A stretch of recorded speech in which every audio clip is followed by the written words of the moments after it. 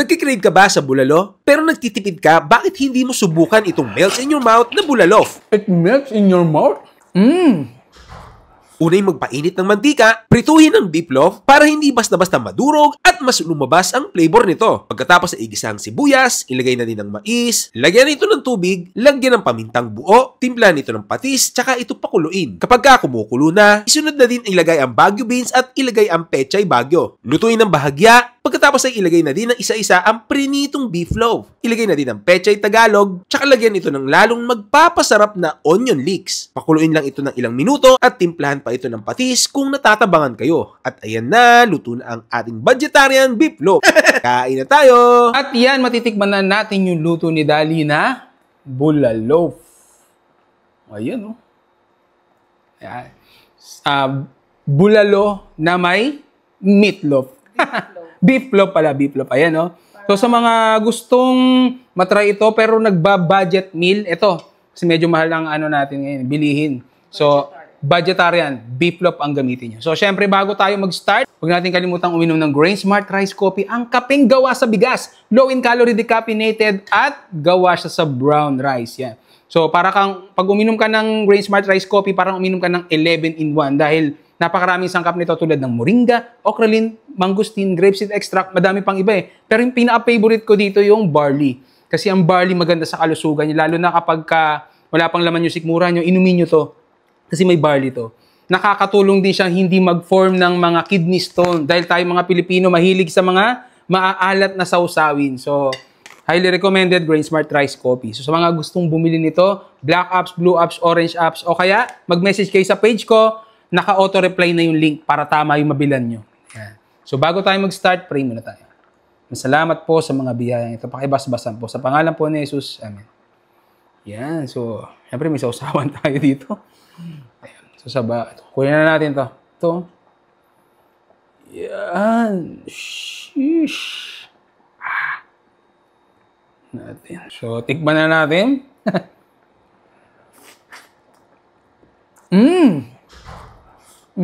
Sarap. Grabe. Lasang-lasa yung ano. Yung pagkabulalo. Init, sabaw. Ganyan sausaw natin. Yan, oh. Patis na may sili na may kalamansi. Wow! Yun na. Lasang-lasa. Kumapit sa...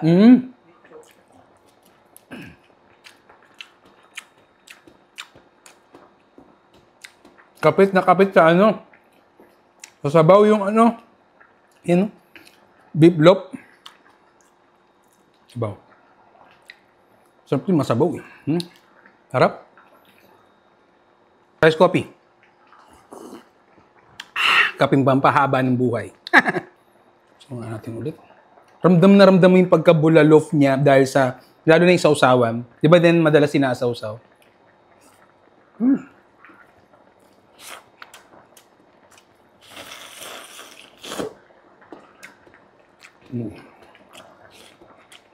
Ano?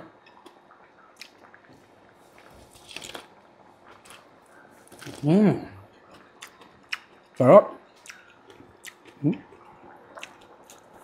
Ramdam mo yung pagkabulalof niya.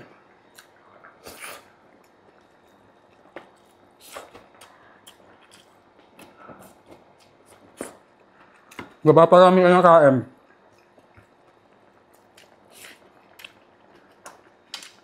Bakit?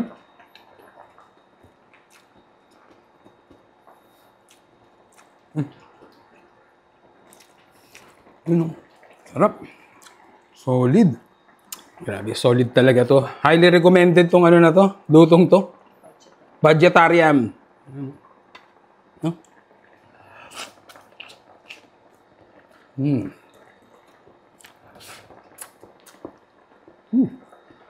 No? Pa. It melts in your mouth. Sobrang lambot ng beef loaf. Parang buong laro ba? Yeah. Ito yung nakaka-enjoy ko kainin niya. Mura at masarap. Sarap.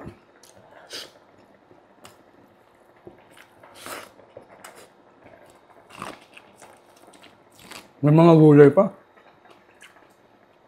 Last one. Gusto rin kasi matikman to ni Dali. Yan, oh.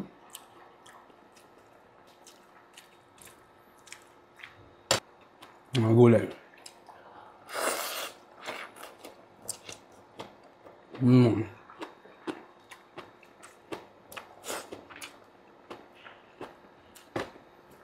Yan.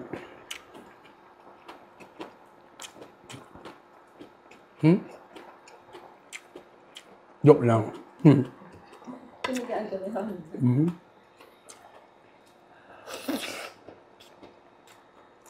Solid.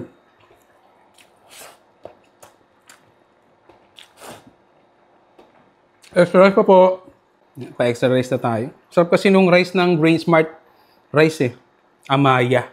Favorite namin to. Ito yung masarap ikanin kasi nga may buhagag siya, maputi at saka mura.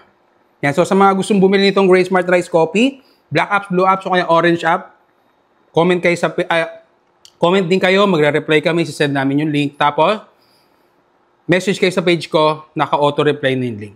So paano? Ganito na lang. Paalam. Nagkikrave ka ba sa bulalo? Pero nagtitipid ka, bakit hindi mo subukan itong melts in your mouth na bulalof? It melts in your mouth? Unay magpainit ng mantika, prituhin ang beef loaf para hindi basta-basta madurog at mas lumabas ang flavor nito. Pagkatapos ay igisa ang sibuyas, ilagay na din ang mais, lagyan ito ng tubig, lagyan ng pamintang buo, timplan ito ng patis, tsaka ito pakuluin. Kapag kumukulo na, isunod na din ilagay ang Baguio beans at ilagay ang pechay Baguio. Lutuin ng bahagya, pagkatapos ay ilagay na din ng isa-isa ang prinitong beef loaf. Ilagay na din ang pechay Tagalog, tsaka lagyan ito ng lalong magpapasarap na onion leeks. Pakuluin lang ito ng ilang minuto at timplahan pa ito ng patis kung natatabangan kayo. At ayan na, luto na ang ating vegetarian beef loaf. Kain na tayo! At yan, matitikman na natin yung luto ni Dali na bulalof. Ayan, oh. Ayan. Bulalo na may meatloaf. Beef loaf pala, beef loaf. Ayan, oh. So sa mga gustong matry ito pero nagba-budget meal, ito. Kasi medyo mahal ang ano natin ngayon, bilihin. So, vegetarian, beef loaf ang gamitin nyo. So, syempre, bago tayo mag-start, huwag natin kalimutang uminom ng Grain Smart Rice Coffee, ang kapeng gawa sa bigas, low in calorie, decaffeinated, at gawa siya sa brown rice. Yan.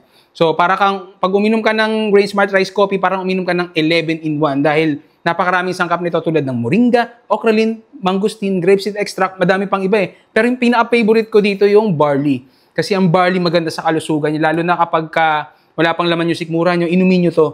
Kasi may barley to. Nakakatulong din siyang hindi mag-form ng mga kidney stone dahil tayo mga Pilipino mahilig sa mga maaalat na sausawin. So, highly recommended Grain Smart Rice Coffee. So, sa mga gustong bumili nito, black apps, blue apps, orange apps, o kaya mag-message kayo sa page ko, naka-auto reply na yung link para tama yung mabilan nyo.